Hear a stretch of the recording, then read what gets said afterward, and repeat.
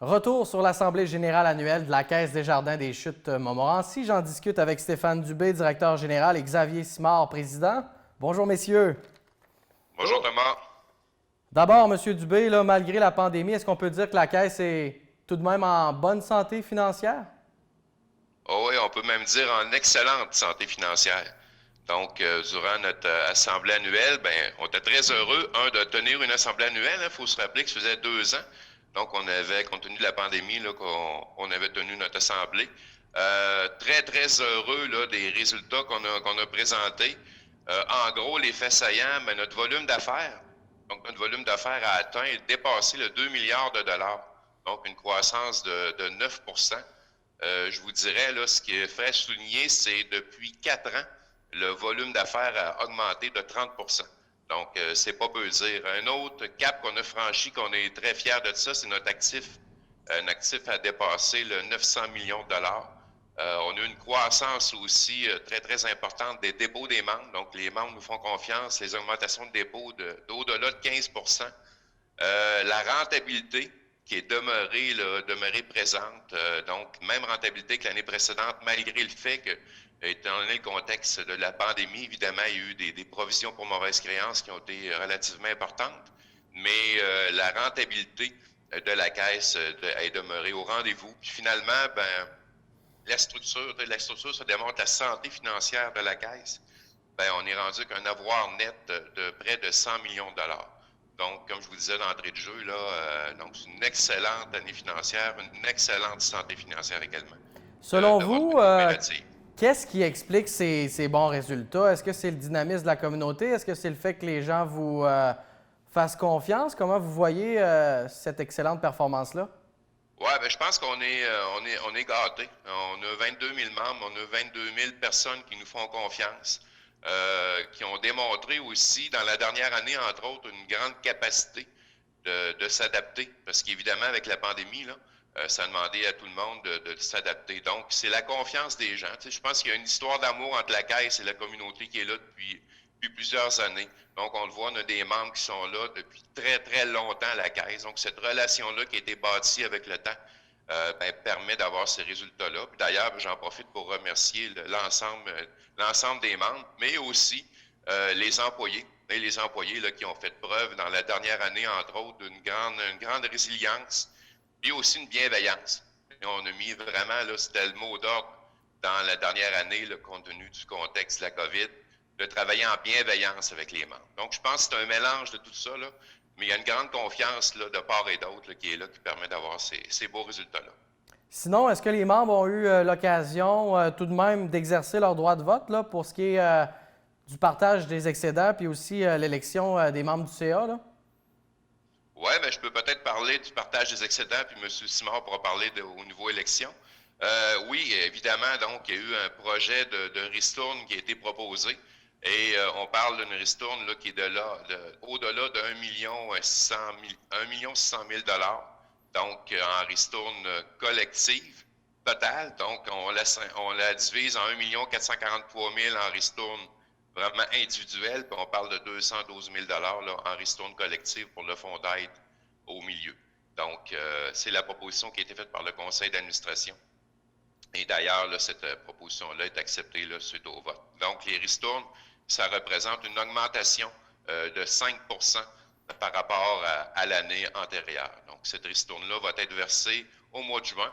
Donc, la date exacte n'est pas connue, là, mais ça va être au mois de juin que le versement de ces ristournes-là va se faire. Donc, on est très heureux également là, de partager qu'il y ait une belle retombée comme ça dans la collectivité avec les ristournes. Monsieur Simard, au niveau du bilan coopératif, est-ce que la Caisse a été en mesure de jouer un rôle d'impact là, pour appuyer la communauté là, en ces temps qui étaient plus difficiles pour certains? Là? Oui, on l'a dit, hein, 2021, ça a été une année de résilience, de changement où on devait s'adapter.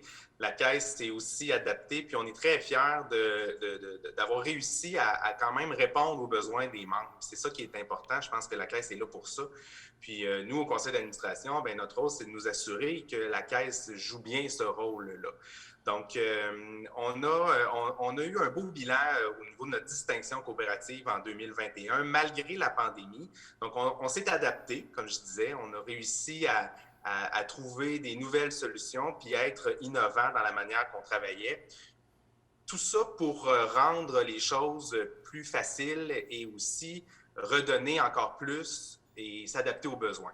Par exemple, on a créé un fonds spécial qu'on a appelé le fonds COVID, où on a mis 35 000 $ dans ce fonds-là. On a réagi rapidement l'année dernière au printemps pour dire les organismes, si vous avez des besoins spécifiques en lien avec la COVID et où on peut vous aider rapidement, bien, on va utiliser ce fonds-là, on l'a fait. Et notamment, bien, on a participé avec Parachute, l'organisme jeunesse au niveau de Bois-Châtel, et on leur a permis, du moins, on a aidé à ce qu'ils soient en mesure d'ouvrir leur milieu de vie au niveau extérieur.